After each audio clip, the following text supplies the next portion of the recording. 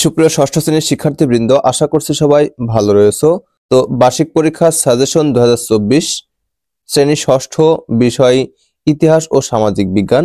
তো ইতিহাস ও সামাজিক বিজ্ঞান বিষয়ে খ বিভাগে তোমাদের মোট 10টি প্রশ্নের অ্যান্সার করতে হবে। তো এই ভিডিওতে আমি খ বিভাগের সাজেশন নিয়ে কথা বলবো। খ বিভাগ সংক্ষিপ্ত প্রশ্নের সমাধান। তো 1 নম্বর প্রশ্ন, জীবাশ্ম বা ফসিল বলতে কি বোঝায়?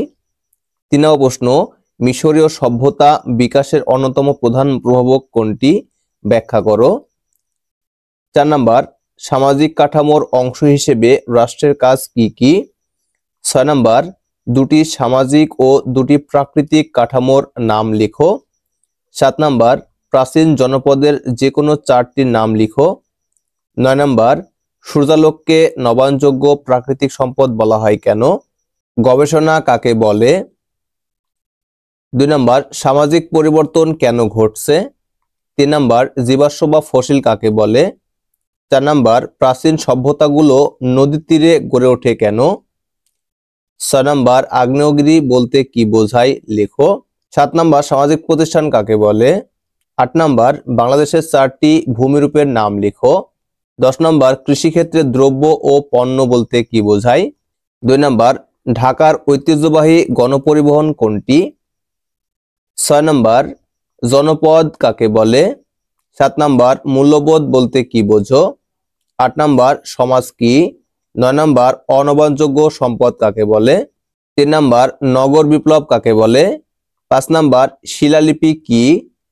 8 নম্বর, সামাজিক প্রতিষ্ঠান কাকে বলে? 10 নম্বর, পণ্য বলতে কি বোঝো? 1 নম্বর, বৈজ্ঞানিক পদ্ধতি কাকে বলে? 4 নম্বর, অভিবাসন বলতে কি বোঝায়? 5 নম্বর, কৃষি বিপ্লব কাকে বলে? 8 নম্বর, সামাজিক রীতিনীতি কাকে বলে? 9 নম্বর, প্রাকৃতিক সম্পদ কাকে বলে? 10 নম্বর, বাজার কাকে বলে? তো এখানে যে প্রশ্নগুলো খ নম্বরের জন্য সাজেশন হিসেবে দিয়েছি, তোমরা এখান থেকে কমেন্ট পেয়ে যাবে। তো এই প্রশ্নগুলো তোমরা গাইড অথবা তোমাদের বই থেকে সংগ্রহ করে নিতে পারো। ওকে। তো গ বিভাগে তোমাদের রচনামূলক প্রশ্ন থাকবে, এটা হচ্ছে দৃশ্যপটবিহীন। তো বেশ কয়েকটি গুরুত্বপূর্ণ প্রশ্ন এখন দাগিয়ে দেব। তো 1 নম্বর রয়েছে, বৈজ্ঞানিক পদ্ধতিতে গবেষণার 5টি ধাপ উল্লেখ করো। 2 নম্বর রয়েছে, সমুদ্র তীরে গড়ে ওঠা একটি নগর সভ্যতার বর্ণনা দাও। 3 নম্বর রয়েছে, সামাজিক কাঠামো হিসেবে পরিবারের ভূমিকা বর্ণনা করো। তো এখানে প্রথম এবং 3 নম্বরটি বেশ গুরুত্বপূর্ণ। 1 নম্বর, প্রাগৈতিহাসিক কালের খাদ্য সংগ্রহ পদ্ধতি বর্ণনা করো।